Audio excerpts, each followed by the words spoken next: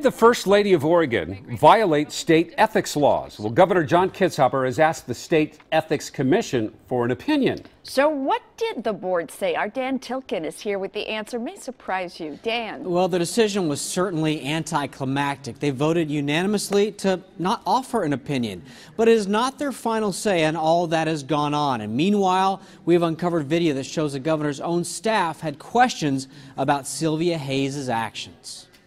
17 years ago, I made a serious mistake. It's been almost a month since Cylvia Hayes tearfully apologized for marrying a man illegally so he could get his green card. It's been 3 weeks since she admitted to me she was involved in a property where marijuana was to be grown illegally. Neither issue is what the Ethics Commission is looking at. They are investigating whether Hayes advised the state government to do business with companies who she was consulting for.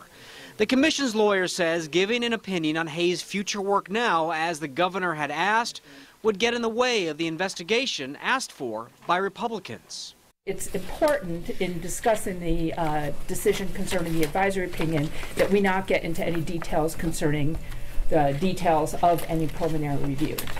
The Ethics Board will have to decide if the evidence backs this explanation of Hayes' work she gave last month. I can tell you that we have been very proactively cautious and sought legal advice for both of those things, what I could and could not do professionally and what I could and could not do as First Lady. But that explanation may seem to be in contrast with this one.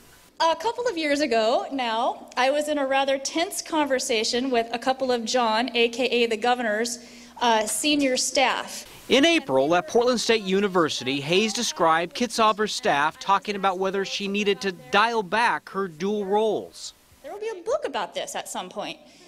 And I was getting some pushback from the guys, and one of them said, well, you know, when you work for the governor, and I immediately jumped in and said, well, I don't work for the governor. I work for the earth.